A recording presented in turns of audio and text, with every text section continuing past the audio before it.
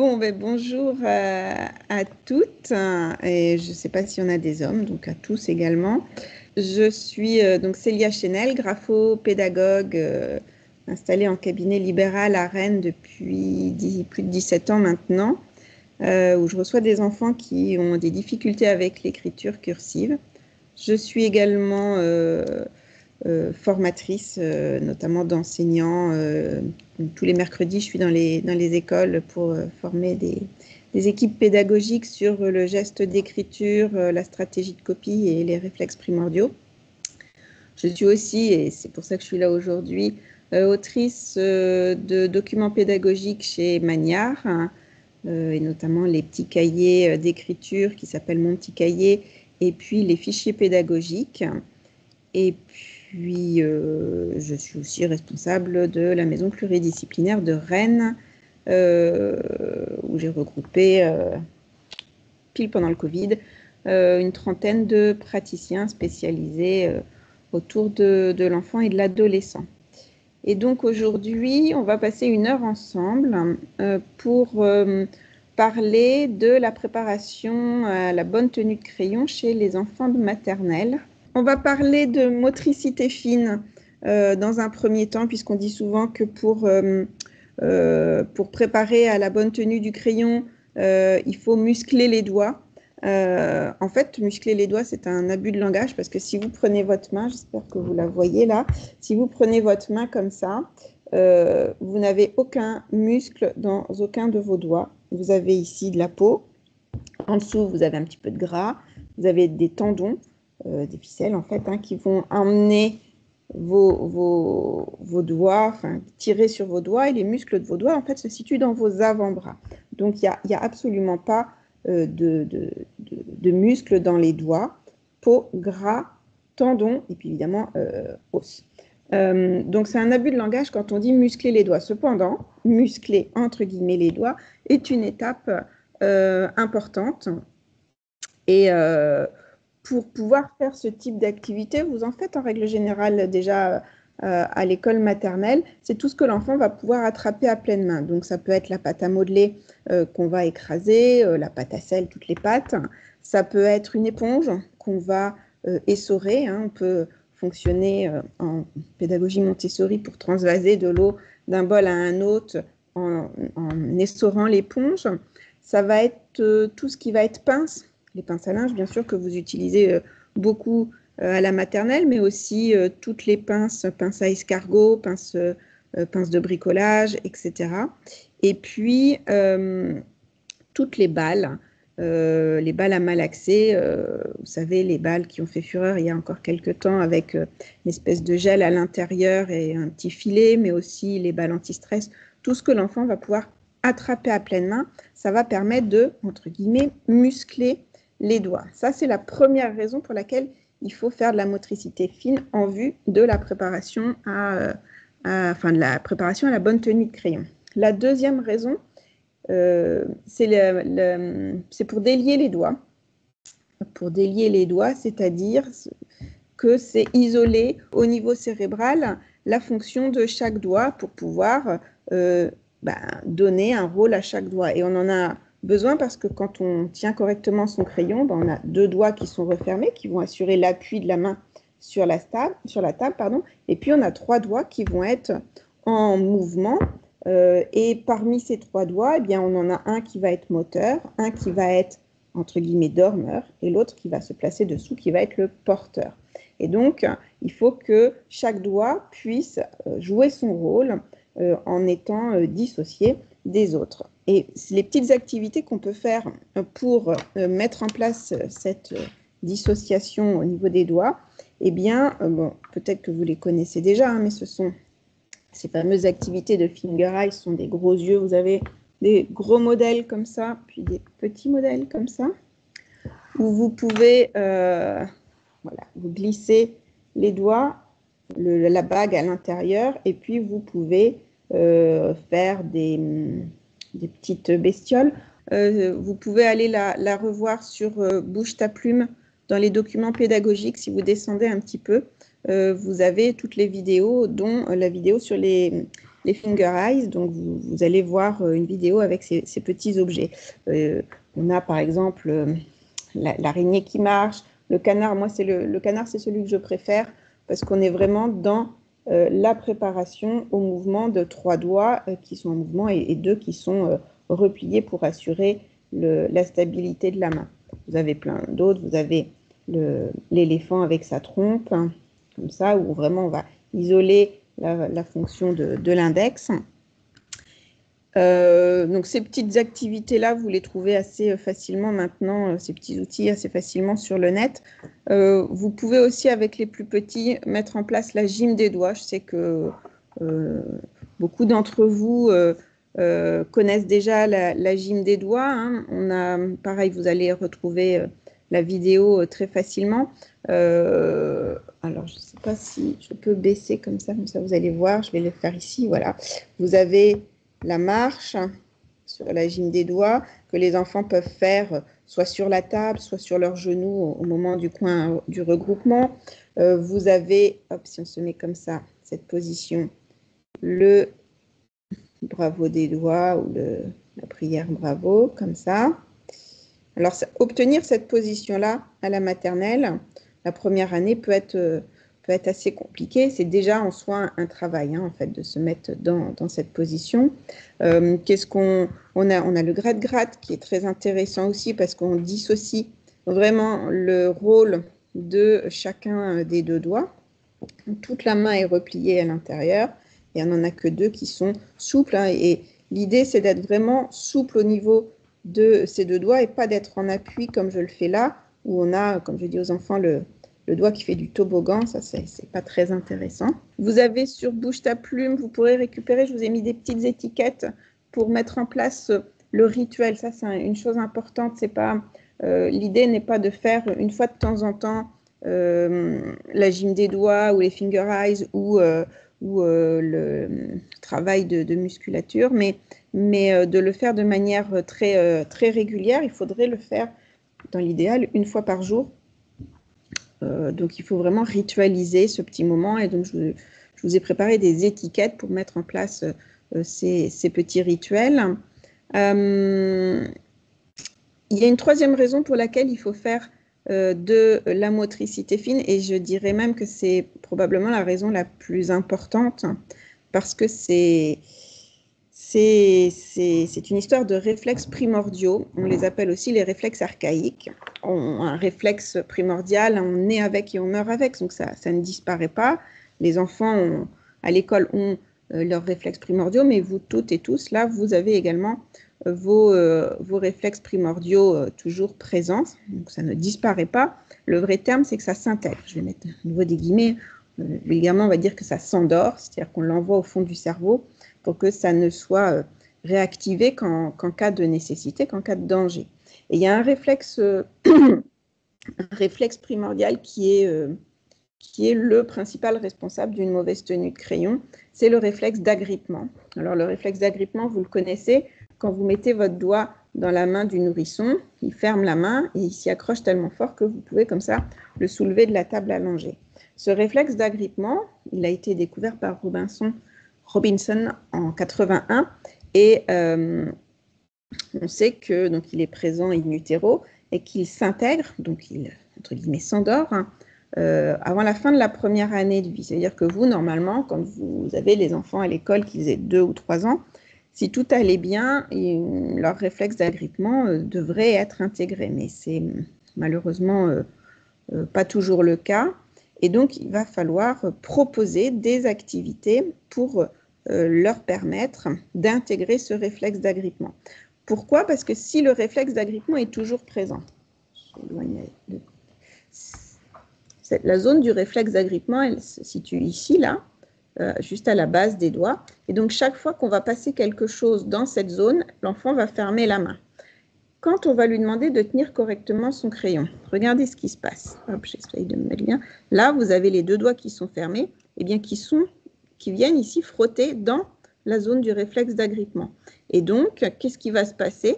Eh bien, le cerveau va envoyer l'ordre de fermer la main, de se crisper, et c'est comme ça qu'on va vers une tenue de crayon un peu acrobatique, assez inconfortable, dans laquelle le pouce ne va plus pouvoir être en mouvement. C'est long d'intégrer un réflexe primordial, quel qu'il soit. Hein. On parle là du réflexe d'agrippement, mais peu importe le réflexe dans la réalité. Il faut compter 2 mois de travail quotidien. Quotidien, c'est 7 jours sur 7, pour pouvoir commencer à installer une bonne tenue de crayon. Il faut vraiment intégrer le réflexe d'agrippement et avec des activités quotidiennes. Je vais vous montrer après les activités qui vont permettre l'intégration de ce réflexe. Le simple fait de frotter sa main comme ça, avec ou sans gel, hein, peu importe, eh bien on intègre le réflexe d'agrippement. Pourquoi? Parce qu'on passe dans la zone réflexe alors qu'on a la main grande ouverte et on ne peut pas fermer, du coup, sinon on ne peut plus bouger les doigts. Donc là, quand l'enfant se savonne la main, on est en train d'intégrer le réflexe, il est en train d'intégrer le réflexe d'agrippement. De la même façon, on a, ça va être compliqué de le faire sans la vidéo, mais une petite comptine ici avec des arbres qu'on plante. Hein, on va creuser comme ça, planter des arbres et puis tirer sur chaque doigt. Ça, c'est une activité que vous retrouvez hein, dans les fichiers Magnard qui permet d'intégrer le réflexe d'agrippement. Au cabinet, j'utilise beaucoup ces petites balles, je ne sais pas si vous la voyez bien. C'est un jouet de chat en fait. Hein. Ça s'achète en lot. Et donc, on va comme ça demander à l'enfant de passer cette balle à picot sur l'ensemble de la main et pas juste dans le creux de la main, parce que dans le creux de la main, on a un autre réflexe primordial qui s'appelle le réflexe paume-bouche ou le réflexe de Babkin, qui fait ouvrir la bouche quand on appuie ici. C'est d'ailleurs lui qui est responsable des crayons qui sont mangés hein, pour la plupart du temps. Mais bien sur le pourtour de la main, donc la balle, elle doit vraiment bien passer sur le pourtour de la main pour passer dans la zone de ce réflexe d'agrippement. Donc on fait des grands ronds avec la main, avec la petite balle. On peut faire exactement la même chose sur la table avec de la pâte à modeler. Alors, je voulais vous montrer les signes de présence de ce réflexe. Alors, évidemment, un enfant qui tient mal son crayon, je le répète, il ne le fait pas volontairement. C'est complètement inconscient. C'est de l'ordre de son réflexe d'agrippement qui le pousse à mal tenir. Donc, ça ne sert à rien de lui dire « Je t'ai déjà expliqué comment on tient le crayon, applique-toi, fais un effort ». Ça ne sert à rien du tout parce qu'il va faire l'effort, mais au détriment de ce qu'il va tracer. Et ce n'est pas l'objectif non plus de le mettre en double tâche. Il y a d'autres signes de la présence de ce réflexe. La position du pouce, par exemple, est un signe qui vous permet de savoir si le réflexe est présent. Un enfant qui rentre le pouce à l'intérieur de la main, comme je le fais actuellement, eh bien, c'est le signe que le réflexe est à travailler, qu'il est toujours présent et donc qui va impacter la tenue de crayon. Un enfant qui place comme ça son pouce sur le dessus de la main, c'est aussi le signe que le réflexe, il est alors moins présent que s'il était à l'intérieur de la main, mais que le réflexe est quand même toujours présent, toujours impactant. La bonne position du pouce, c'est ce qu'on appelle, comme ça, c'est ce qu'on appelle en opposition, d'accord, avec donc le pouce qui vient recouvrir les doigts du milieu. Ça, c'est l'idéal. Donc, au cabinet, pendant très longtemps, je faisais checker les enfants à l'américaine pour pouvoir tout de suite voir la position de leur pouce et savoir si j'allais ou pas travailler le réflexe d'agrippement. Donc, la position du pouce, quand on ferme le poing, est un indice de la présence ou de la bonne intégration de ce réflexe d'agrippement. Et puis, se laisser le temps d'intégrer ce réflexe d'agrippement par du massage de la main, on a vu, par les petites balles, par du papier qu'on va froisser et défroisser. Donc voilà, je prends ma feuille et le coude sur la table, l'autre main, hein, elle est posée sur la table ou ailleurs. Et donc, on va demander à l'enfant d'utiliser tous ses doigts pour froisser la feuille comme ça. Alors, nous, adultes, ça nous paraît simple, mais en fait, ce qui se passe, c'est que une fois que la feuille vient toucher la zone de ce réflexe d'agrippement, le cerveau envoie l'ordre de fermer la main, mais la feuille, elle reste bien en contact avec la zone du réflexe, et l'enfant, du coup, est coincé, il ne peut plus ouvrir les doigts. Donc, il est complètement coincé pour finaliser comme ça. Et ça peut être, là, j'ai pris quelques secondes hein, seulement pour froisser la feuille, mais au cabinet, régulièrement, les enfants peuvent mettre 3 minutes pour froisser la feuille. Ça peut être très, très long. Et une fois que la feuille est bien froissée, Alors, chez les plus jeunes en maternelle, je leur fais défroisser sur la table. Les plus grands, ils défroissent en l'air. Et donc, toujours avec une main, ils vont comme ça faire l'araignée, comme je dis, c'est-à-dire ouvrir et fermer les doigts. Hop, pour pouvoir, voilà, défroisser la feuille. Comme ça. Chez les plus jeunes, favoriser sur la table. Ceux qui sont les plus à l'aise, vous pouvez le faire la même activité, la main en l'air. Ce sera peut-être plus simple, plus corsé, pardon, pour eux. Les boules et les boudins de pâte à modeler, du coup, je vous en ai parlé. Donc, je vais passer directement aux outils, parce qu'il y a eu beaucoup de questions sur le sujet, sur la grosseur des stylos, des feutres, etc. Alors, il faut savoir que quand on donne ce genre de gros feutre, ou même moins gros, hein, mais ce genre de gros feutre-là, à des petites mains, c'est comme si on vous demandait d'écrire ou de colorier avec un stylo, voilà, proportionnellement à ma main. C'est ça dans une main d'un enfant de 2 ou 3 ans, c'est ça dans ma main d'adulte. Et donc, on voit que c'est très volumineux, que c'est assez inconfortable. Donc, je vais forcément passer mon majeur par-dessus, voire tous les doigts, hein, pour pouvoir verticaliser le stylo pour qu'il soit moins inconfortable. Donc, on sait aujourd'hui que donner des gros feutres à des petites mains, ce n'est pas du tout l'idéal. Ça favorise la non-intégration du réflexe d'agrippement, puisqu'ils vont passer sur ce qu'on appelle une prise semi-palmaire, voire palmaire, pleine main. Semi-palmaire, c'est la moitié des doigts. Et donc, on va freiner l'installation de la bonne tenue de crayon.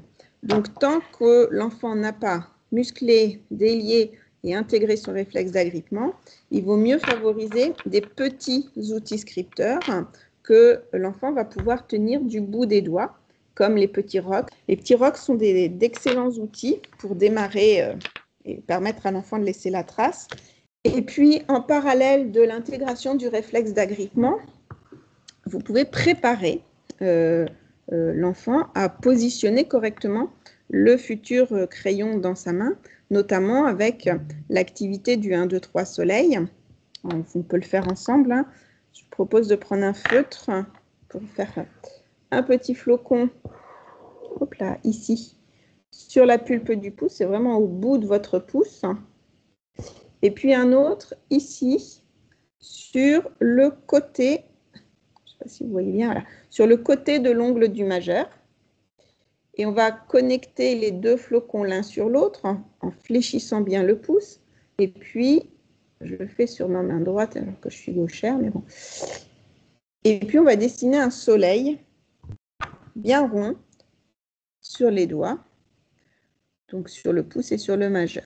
Et quand vous avez fait ces traces-là, je patiente quelques secondes le temps que vous fassiez le dessin. Donc, le point sur la pulpe du pouce, un point de feutre sur le côté de l'ongle du majeur, on reconnecte les deux points de feutre, on trace le cercle sur la main. Et donc, une fois que c'est fait, vous allez secouer la main. Nous, on se check au cabinet beaucoup, hein. Hop, hop, comme ça. Donc, point fermé, on va faire 1, je lève le pouce, 2, je lève l'index, 3, je lève le majeur, 1, 2, 3, soleil, je reforme mon soleil bien rond, en positionnant les deux points de feutre l'un sur l'autre et en ayant quelque chose de bien rond ici. Attention, si vous faites ça, on voit le point de feutre, il faut vraiment plier le pouce pour le positionner correctement. Je dis souvent à l'enfant, il neige, parce que je vois le flocon, ou bien quand il me le pose, parfois il me le pose ici, ou là, pardon, il me le pose ici, et donc je vois le flocon ici, donc bien comme ça. Pourquoi est-ce qu'on fait 1, 2, 3 soleil et qu'on s'entraîne à faire 1, 2, 3 soleil? Parce qu'en fait, à terme, quand on va positionner le stylo le crayon dans les doigts, eh bien on va le positionner de cette manière-là, c'est-à-dire entre les deux points de feutre, avec le majeur qui est donc le porteur qui va se positionner dessous et le pouce qui est le moteur qui va se positionner au-dessus. Puis l'index, bon, on peut écrire sans index, en fait on n'en a pas besoin, c'est le dormeur, il va se mettre ici dans la petite place qui reste et il va suivre le mouvement impulsé par les deux autres doigts, et notamment par le pouce, puisque c'est lui le moteur. Et ce crayon, il ne repose pas n'importe où.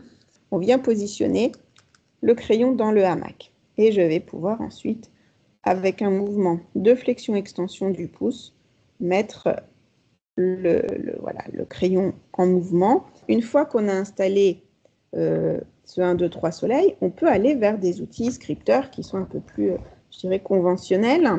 J'utilise principalement les critériums pour deux raisons, et ça dès la maternelle. D'abord parce que visuellement, on sait où on doit placer ses doigts. Le 0,7, c'est suffisamment fin pour casser si l'enfant appuie trop, mais c'est aussi suffisamment solide pour que, même avec un petit peu d'appui, la mine résiste. Et c'est très important que la mine casse, en fait, parce que sans casser, l'enfant ne peut pas prendre conscience de la force de ses appuis sur le crayon. Donc oui, il va casser pendant une semaine, 10 jours peut-être. C'est un vrai apprentissage que de gérer ses appuis. Et puis, à un moment donné, il va gérer correctement ses appuis. Et si ce n'est pas le cas, vous retrouvez dans les petits cahiers manières des tout petits coloriages. Est-ce que vous avez des questions? Je ne sais pas si... Les élèves ont beaucoup de difficultés à faire la flexion du pouce, à fléchir le pouce. Oui, c'est vrai. Et en fait, on a deux articulations au niveau du pouce. On a celle-ci, là, qui devient de moins en moins mobile chez les jeunes enfants. C'est de plus en plus flagrant. Et puis, on a cette articulation ici qui, elle, est encore mobile, mais comme ils utilisent assez peu leurs doigts, finalement, c'est de plus en plus compliqué. Et moi, je me rends compte depuis 3 ans au moins que je suis obligée de remettre une activité que moi j'ai faite en cours de récréation quand j'étais petite, c'est de jouer aux billes, au palais, enfin à la pichenette. Et donc au cabinet, j'utilise pas les billes parce qu'ils les envoient partout, mais j'utilise des petits palets comme ça. Je vais vous montrer. J'ai un petit but, alors je vais faire ma main comme petit but, et je leur demande, voilà, de lancer. Alors de le lancer avec un mouvement de flexion, extension du pouce, et pas comme ça, parce que celui-là, c'est l'index, ça ne m'intéresse pas, et surtout pas comme ça, parce que souvent, quand on commence, ils me font ça, c'est aucun intérêt pour moi. Je vais cacher mon pouce derrière, j'espère que vous voyez bien, oui, je vais cacher mon pouce derrière, et on va faire un travail de flexion-extension, comme ça, avec les petits palets. On vous a mis dans les cahiers manières également une petite comptine avec un pouce qui joue à cache-cache. Mais en fait, c'est un vrai travail et je me rends compte qu'effectivement, il faut revenir dessus régulièrement. Et au cabinet, j'ai tendance à mettre chez les plus jeunes du travail de flexion-extension du pouce, pas juste sur les 2 premiers mois. Ah oui, si, j'ai une autre activité qu'ils aiment beaucoup, beaucoup. C'est les élastiques de couleur, où on va avoir une carte avec qui représente une main avec des élastiques.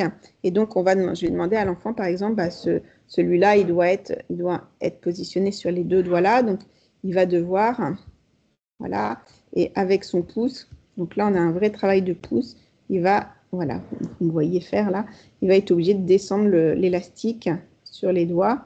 Et puis, on va, par exemple, mettre l'élastique rouge sur le majeur et l'annulaire. Donc ça, c'est pareil, c'est un travail qui leur demande à la fois de la concentration. Vous voyez que mon pouce est en travail de flexion-extension. Hop, voilà. Donc ces petits jeux d'élastique en maternelle. Alors, d'autres questions concernent les guides doigts et les crayons triangulaires. Qu'en pensez-vous? Alors, les guides doigts, voilà, je vous les ai sortis exprès parce que je savais bien que la question allait sortir. Il y en a plein de sortes. Bon, alors déjà ça, moi j'en ai un, je l'utilise essentiellement pour les enfants porteurs de trisomie 21 qui ont une petite main, qui ont un seul pli palmaire. Ça ne sert à rien non plus, c'est très volumineux. Celui-ci, je ne l'utilise pas non plus. Celui-ci, c'est celui que vous connaissez le mieux. Je vais le mettre sur un crayon pour que vous puissiez bien le voir. Ce petit guide-doigt ou grippe-doigt qui a l'empreinte en fait de chaque doigt. On pourrait croire que c'est une bonne idée, mais en fait, pas du tout, parce que ça n'empêche pas l'enfant d'aller positionner mal ses doigts. On utilise un guide-doigt quand on sait déjà tenir un crayon. Ça ne prépare pas à la bonne tenue de crayon. Je dis toujours, ça, c'est donner ça à un enfant qui tient mal son crayon, c'est comme plâtrer une fracture sans avoir réaligné les os fracturés, ça sert à rien en fait. On repousse le problème à plus tard. Est-ce qu'il est possible de corriger une mauvaise tenue de crayon, même tardivement? Est-ce qu'il est toujours temps de corriger? Alors, c'est quoi tardivement? C'est quel âge? Parce qu'en maternelle, c'est pas du tout tardif, hein. En grande section? Vos petits maternels de 3 ans, 4 ans, en fait, pour moi, c'est de la pâte à modeler, encore leur cerveau et leurs doigts. On fait ce qu'on veut avec.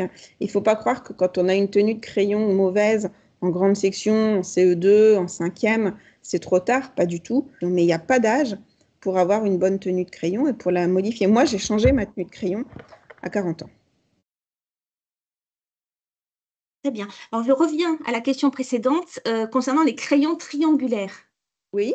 On a eu un petit rappel. Oui. Qu'est-ce que vous en pensez? J'en pense ni du bien ni du mal. Je pense que c'est comme les chaussures. Ça se teste. Il faut tester. Et je dirais que à l'école, on devrait avoir un pot à crayons et un pot de stylos avec plein de stylos et de crayons différents et l'enfant devrait pouvoir tester. Et au-delà de la tenue de crayon, que diriez-vous pour la position de la main par rapport à la feuille? La main, elle est sous la ligne d'écriture. Si le gaucher, il a le bras parallèle à la feuille, ça veut dire la feuille est inclinée devant lui et le droitier, c'est pareil. Et c'est un apprentissage parce que c'est compliqué. On leur fait apprendre à lire avec un cahier, un livre positionné droit et pas incliné et on leur demande d'incliner la feuille et donc l'écriture devant eux quand ils écrivent. Donc c'est un apprentissage, c'est le cerveau qui doit faire un apprentissage bien particulier. Alors justement, concernant les gauchers, Oui. Y a-t-il des exercices particuliers à leur proposer et faut-il mettre les modèles à droite? Le modèle, on le met pour l'œil et pas pour la main. Enfin, c'est avec l'œil qu'on regarde le modèle, c'est pas avec la main. Si on est obligé de mettre le modèle à droite pour le gaucher, c'est simplement parce qu'il met sa main sur sa ligne d'écriture et que donc il cache avec son plat de main, son hypothénare, il cache le mot. C'est une question de posture, d'inclinaison de cahier et de main sous la ligne dont on vient de parler. Le modèle, il se met à gauche, c'est parce que la marge est à gauche, et puis surtout, il se met dans le sens de la lecture. Donc, si on met un modèle à droite pour un gaucher, pour qui le sens d'ouverture, le sens naturel quand on est petit, c'est d'aller vers la gauche, il a toutes les chances d'écrire de la droite vers la gauche. Ou bien de le mettre en difficulté parce que son œil va d'abord lire le mot qui est sur sa droite en le lisant de gauche à droite, puis le regard va sauter pour revenir près de la marge. C'est très compliqué. Alors, une autre enseignante revient sur le 1, 2, 3 soleil et a remarqué que ses élèves, une fois qu'ils ont placé leurs doigts avec le 1, 2, 3 soleil, ont du mal à comprendre qu'il faut rouvrir le majeur et le pouce pour placer le crayon. Et Oui. ils ont tendance à poser le crayon sur le pouce et le majeur au lieu de le placer entre les doigts.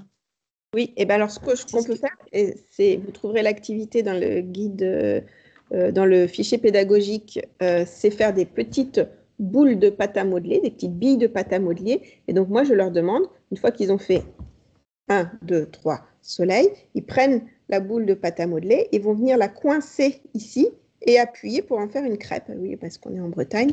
Hop, ils reprennent, on appuie, hop, ils reprennent, on appuie. De cette manière-là, à un moment donné, je vais pouvoir faire hop, tu reprends, tu appuies, et hop, la magie. Donc, les petites billes de pâte à modeler, ça fonctionne très bien. Les billes qu'on transforme en crêpes, ça fonctionne bien. Voilà. Et une dernière question, comment faire pour que les élèves placent leurs mains sous la ligne d'écriture? Est-ce qu'il y a des astuces à leur proposer? Vous avez des jeux, la peinture au doigt pour positionner la main dessous et faire la trace écrite comme ça. Donc ça, vous avez une petite vidéo sur Bouge ta plume. Mais avec les plus jeunes, j'ai le lignage Robin en mode croco. C'est-à-dire que sous la ligne, sous le rail jaune, il y a une petite rivière de crocodile. Je dis à l'enfant que s'il met les doigts dans la rivière, quick, il n'y a plus de doigts. J'ai d'ailleurs une petite marionnette crocodile que je place sur la table régulièrement quand j'ai les petits pour qu'ils se souviennent. Et donc, ils font un pont avec leur crayon. Donc, le crayon ou le critérium va comme ça passer par-dessus. la rivière est ici. Elle va passer par-dessus la rivière pour aller se positionner bien et non pas placer la main dans la rivière. Voilà, vous l'avez quelque part raconté, l'histoire du croco sur Bouge ta plume. Et une petite astuce pour que les enfants gardent le bras collé sur la table en écrivant? Non, ce n'est pas une astuce, c'est encore un réflexe primordial.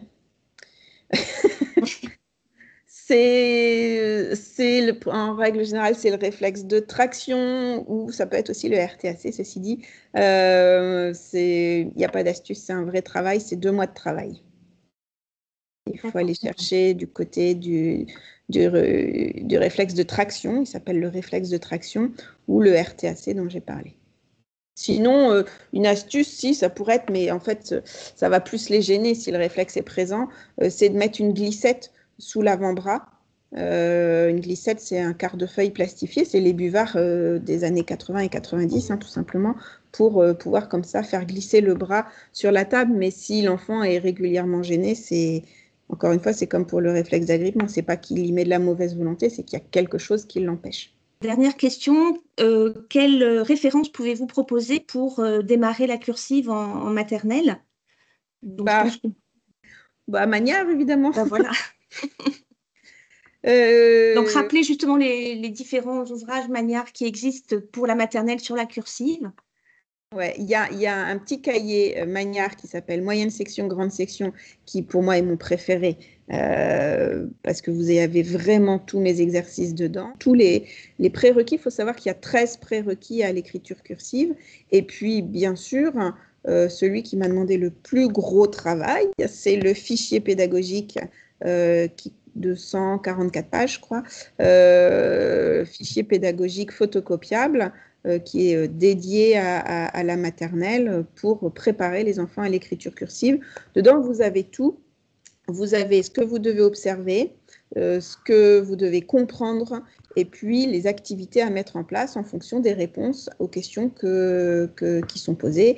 Donc, tout est guidé. Franchement, c'est pas très compliqué de le suivre. Gardez en mémoire que, et bien entendu, préparer des enfants à l'écriture cursive, c'est pas je fais une fois l'activité, c'est je fais l'activité et je la ritualise. Et quand l'enfant est à l'aise sur cette ritualisation, on peut envisager de changer d'activité.